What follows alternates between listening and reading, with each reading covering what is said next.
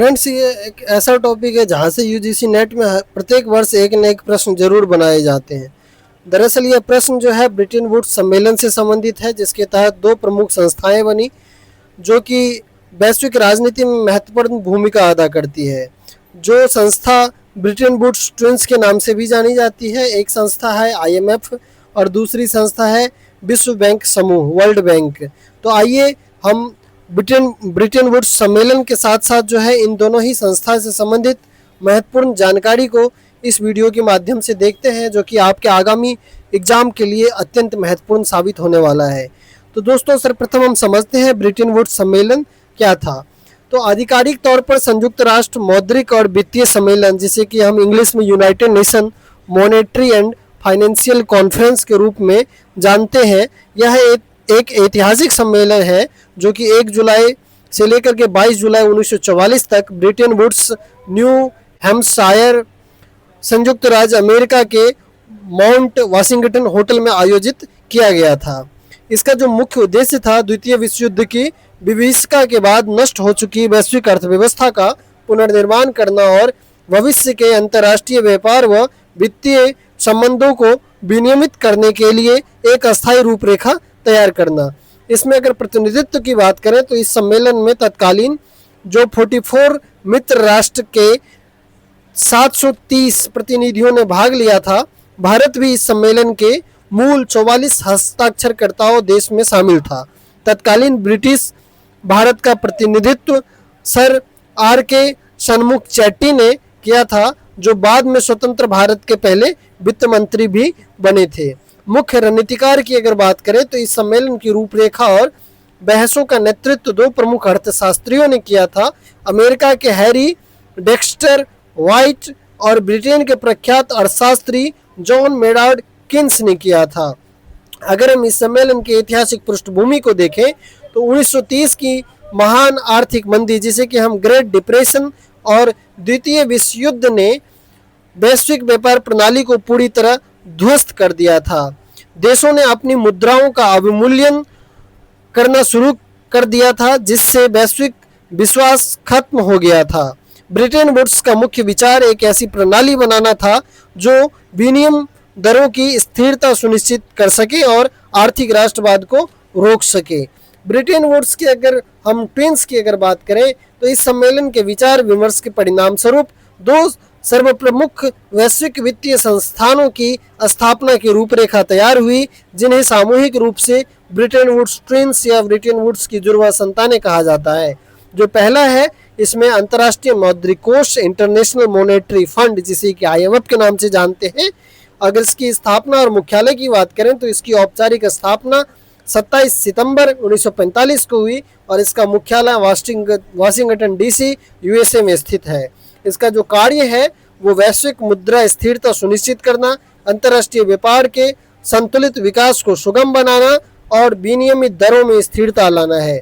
अगर हम संकट प्रबंध की बात करें तो सदस्य देशों को यह अल्पकालिक भुगतान संतुलन के संकट से उभरने के लिए ऋण प्रदान करता है। उदाहरण के लिए भारत को 1991 के आर्थिक संकट के समय IMF से ही ऋण मिला था। इसके बाद भारत ने नए आर्थिक नीति को लागू किया था।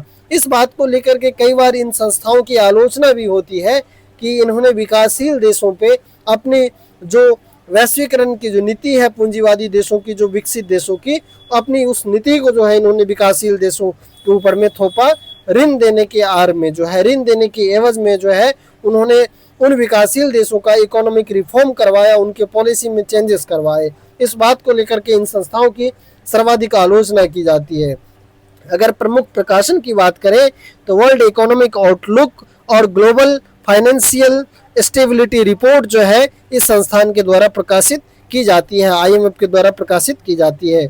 इसके बाद में बात करते हैं हम विश्व बैंक समूह की, वर्ल्ड बैंक की। तो इनका जो मूल नाम है अंतर्राष्ट्रीय पुनर्निर्माण और विकास बैंक, जिसे कि इंग्लिश में हम international bank for reconstruction and development कहते हैं। बाद में इसे ही विश्व बैंक कहा गया, जो आज 5 संस्थानों का समूह है। इसका मुख्यालय भी वाशिंगटन DC में है। इसका जो प्राथमिक कार्य है, युद्ध से तबाह हुए देश के पुनरुद्धार और विकासशील राष्ट्र के दीर्घकालिक आर्थिक विकास के लिए दीर्घकालिक पूंजी और वित्तीय सहायता प्रदान करना। अगर फोकस क्षेत्र की बात की जाए तो बुनियादी ढांचे का निर्माण, जैसे कि सड़क हो गया, बिजली हो गया, बांध हो गया, और साथ ही साथ गरीबी उन्मूलन, स्वास्थ्य और शिक्षा परियोजना के लिए रियायत ऋण व अनुदान जो है प्रदान करना। इसके बाद में अगर इनके मेन अगर रिपोर्ट की बात करें तो वर्ल्ड डेवलपमेंट रिपोर्ट जो है प्रकाशित किया जाता है। इसके बाद में ब्रिटेन वुड्स प्रणाली की अगर हम कार्य प्रणाली को देखें तो सम्मेलन ने विनिमय दरों को स्थिर रखने के लिए, जो एक्सचेंज रेट है इसको स्थिर रखने के लिए एक अनूठी मौद्रिक प्रणाली की शुरुआत की, जिसे 1945 से 1971 तक वैश्विक स्तर पर लागू किया गया। जो इनके तहत जो प्रमुख बदलाव किया गया था वो था अमेरिकी डॉलर की केंद्रीय भूमिका। इस प्रणाली के तहत अमेरिकी डॉलर को दुनिया की मुख्य आरक्षित मुद्रा रिजर्व करेंसी के रूप में स्वीकार किया गया। इसके तहत डॉलर की कीमत को सीधे गोल्ड से जोड़ा गया, यानी $35 प्रति औंस सोना, यानी कि गोल्ड के बराबर जो है $35 गोल्ड के बराबर जो है सोने की कीमत को तय किया गया। इसके बाद में पेक्ड एक्सचेंज रेट की बात की गई। अन्य सभी भाग लेने वाले देश ने अपनी मुद्रा की विनिमय दर को अमेरिकी डॉलर के साथ स्थिर किया, फिक्स किया। मुद्रा की विनिमय दर में केवल 1% तक के उतार चढ़ाव की अनुमति थी और बड़े बदलाव के लिए IMF की पूर्व अनुमति की आवश्यकता थी। इसके बाद में यहीं से दोस्तों अगर देखा जाए तो इन्हीं की वजह से जो है डॉलर का प्रतिनिधित्व अभी वैश्विक अर्थव्यवस्था में है और आपको देखने को मिलता है।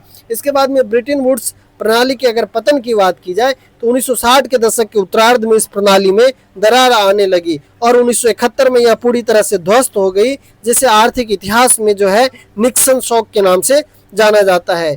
ये जो है डॉलर की अत्यधिक आपूर्ति की वजह से हुआ था। वियतनाम युद्ध और घरेलू सामाजिक कल्याण योजनाओं पर भारी खर्च के कारण अमेरिका ने भारी मात्रा में डॉलर छापे, जिससे दुनिया भर के केंद्रीय बैंक के पास जमा डॉलर के मुकाबले अमेरिका का वास्तविक सोने का भंडार जो है अत्यंत कम हो गया।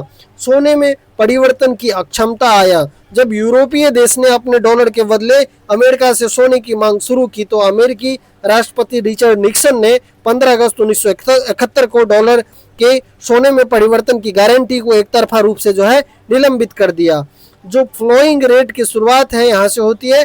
इसके साथ ही ब्रिटेन वुड्स की जो फिक्स्ड एक्सचेंज रेट प्रणाली है वो समाप्त हो गई और वर्तमान की जो फ्लोइंग एक्सचेंज रेट प्रणाली है अस्तित्व में आई, जहां मुद्राओं की कीमत बाजार की मांग और आपूर्ति के आधार पर तय होती है। परंतु अभी भी अधिकतर देशों की मुद्रा का आकलन जो है वो अमेरिका के जो डॉलर है, अमेरिकी डॉलर, उसी के अनुपात में किया जाता है। ब्रिटेन वुड्स संस्था की संरचना की अगर बात की जाए तो सर्वप्रथम अगर हम देखें ऋण की प्रकृति को लेकर अंतर्राष्ट्रीय मुद्रा कोष है एक तरफ, दूसरी तरफ वर्ल्ड बैंक है। तो ऋण को लेकर के अगर हम देखें इनकी नेचर को तो अंतर्राष्ट्रीय मुद्रा कोष जो है अल्पकालिक और वित्तीय संकट और भुगतान संतुलन को सुधारने के लिए ऋण देता है। साथ ही साथ वर्ल्ड बैंक जो है दीर्घकालिक नीतिगत सुधार के लिए ऋण प्रदान करता है, परियोजनाओं और बुनियादी ढांचे के विकास हेतु ऋण प्रदान करता है।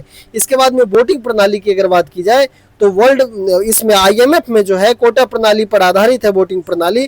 जिस देश का वित्तीय अनुदान जितना अधिक होगा उसका वोटिंग शेयर भी उतना बड़ा होगा। जैसे कि सर्वाधिक वित्तीय अनुदान USA का है और वोटिंग शेयर भी सर्वाधिक जो है USA का है। अगर वर्ल्ड बैंक की बात की जाए तो शेयर होल्डिंग पे आधारित है इनका वोटिंग सिस्टम, यह भी आर्थिक योगदान के अनुपात में निर्धारित होता है। इसके बाद में तीसरी प्रत्यक्ष संतान की अगर बात की जाए, सम्मेलन में व्यापार को सुगम बनाने के लिए अंतर्राष्ट्रीय व्यापार संगठन ITO का प्रस्ताव था, जो अब स्थापित नहीं हो सका। इसके स्थान पर 1947 में GATT general agreement on tariff and trade बना, जो अंततः जो है 1995 में जो है 1995 में जो है WTO के रूप में जो है तब्दील हो गया। वर्तमान समय वर्ल्ड ट्रेड ऑर्गेनाइजेशन जो है गेट के स्थान पे ही निर्मित हुआ था। इसीलिए कई बार पूछ लिया जाता है कि जो WTO है इसके पैट्रिक जो ऑर्गेनाइजेशन है वो कौन से हैं, तो आप इसमें ब्रिटेन वुड्स ऑर्गेनाइजेशन के तहत ही ये माने जाते हैं और गेट के स्थान पे जो है WTO का स्थापना किया गया था। अब देखिए इस वीडियो में हम इतना ही चर्चा करेंगे और ये आपके सभी प्रकार के एग्जाम के लिए महत्वपूर्ण साबित हो सकता है। इंटरनेशनल रिलेशन से संबंधित ये एक महत्वपूर्ण टॉपिक है। मुझे उम्मीद है कि आपको ये वीडियो पसंद आया होगा। अगर आपको ये वीडियो पसंद आया हो तो कृपया चैनल को सब्सक्राइब करें ताकि इस प्रकार की और भी वीडियो मैं आप सबके समक्ष लाता रहूं। धन्यवाद।